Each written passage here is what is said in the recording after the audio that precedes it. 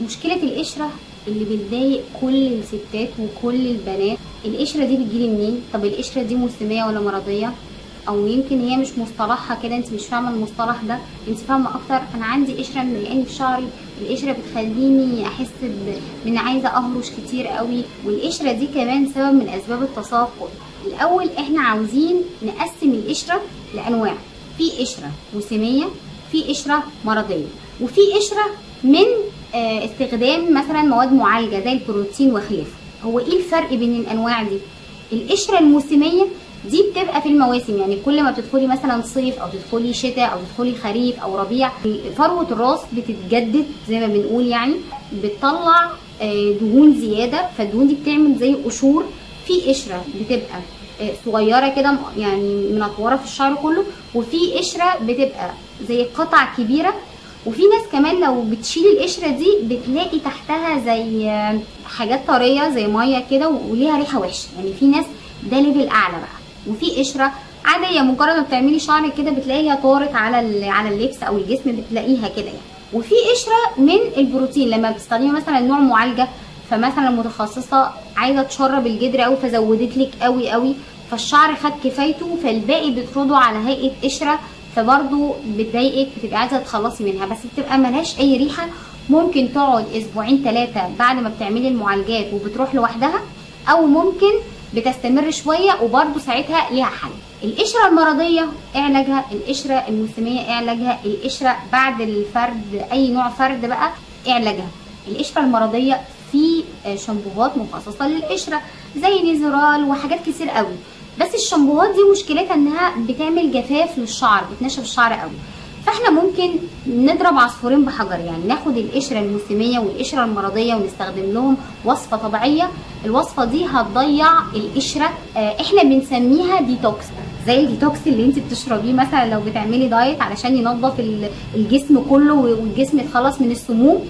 احنا عايزين نخلص فروه الشعر من سموم القشره، يعني القشره على فكره بتعمل تساقط جامد جدا، لما بتعمل قشره كده على البصيله وانت بتشيليها ممكن تاخد جدر الشعرايه يقع، فدي برده مشكله كبيره.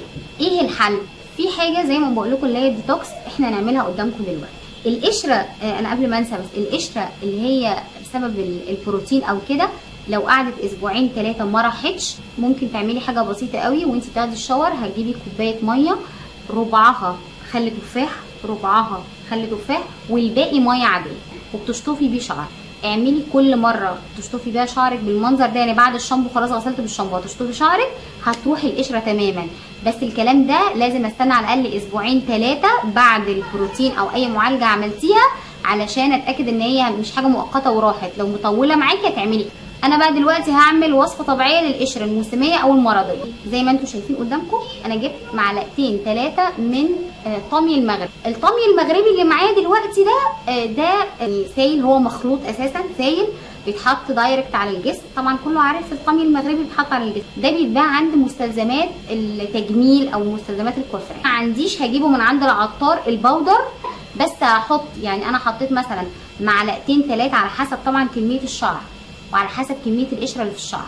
يعني في شعر في الجزء اللي قدام، يعني الشعر اللي انا هعمله قدامكم دلوقتي الجزء اللي قدام بس هنا واللي فيه القشره، في ناس لا القشره واصله لورا، واصله في كل الشعر، القشره عندها جامده جدا. هاخد معلقتين من الطمي المغربي البودر، لو جبته بودر عليها معلقه ميه ورد علشان بس يبقى سائل شويه، او لو انت عندك ميه مقطره، ميه مقطره دي باكت كده بيتباع في الصيدليه اللي بنعمل بيه المضاد الحيوي بتاع الادويه، كده رهيب للشعر يا جماعه، بيدي الشعر قوه ونضاره، بيخلي الشعر يلمع كده وجميل جدا. بتتباع في القصر العيني برضو، لو واحده رايحه ناحيه القصر العيني بيتباع هناك بالقاروره الكبيره كده، وحوالي 50-70 جنيه، يعني حاجه كلام فارغ وبتفضل معاكي فتره طويله.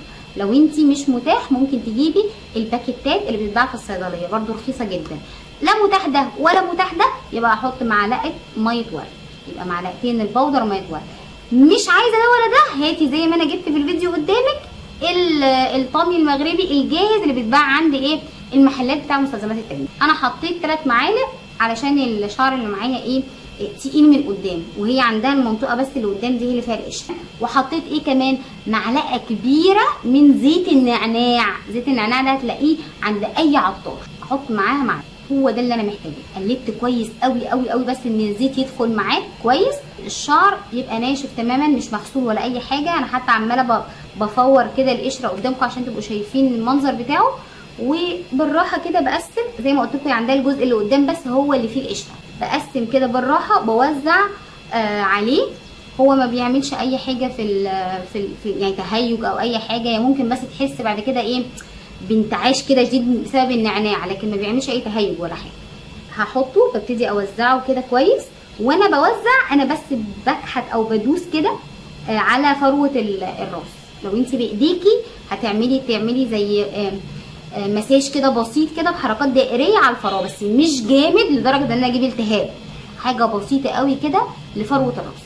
خلاص انا وزعت كله تمام. هي عندها الجزء اللي قدام زي ما قلت لكم، لو انت عندك في كل شعر هقسم على كل شعر، لكن هي عندها الجزء اللي قدام هو ده اللي انا هعمله.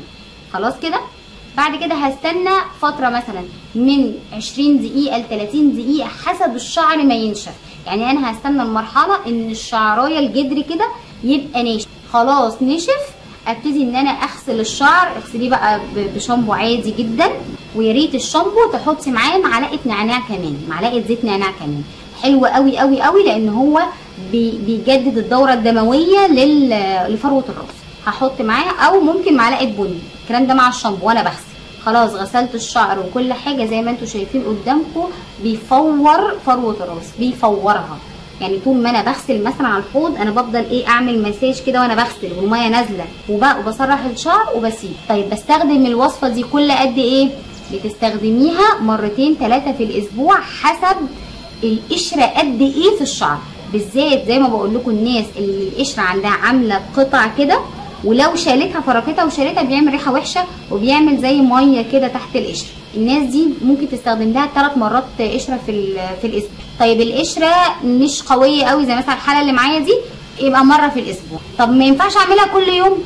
لا برضو، لان الطمي مهما كان، لا برضو علشان الطمي ده هيعمل جفاف للشعر هو وزيت النعناع، فانا ما ينفعش ان انا استخدمه يوميا. لكن انا ممكن استخدم لو الحاله بسيطه زي اللي معايا دلوقتي، ممكن استخدمه مره واحده في الاسبوع.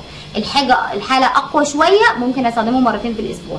الحاله قويه قوي وبيعمل ريحه وحشه والكلام ده، يبقى 3 مرات في الاسبوع كفايه قوي. 3 مرات علشان ما يعملش التهاب في فروه الراس. ده كان فيديو بسيط قوي معايا، وانت لو وصلتي معايا لحد دلوقتي يا ريت تعملي لايك وتعملي شير لاي حد من اصحابك. تنزلي تحت في الكومنتات تصلي على النبي وتكتبي لي اي كومنت حلو منك، وتدعي لاخواتنا ربنا يفك كربهم باذن الله.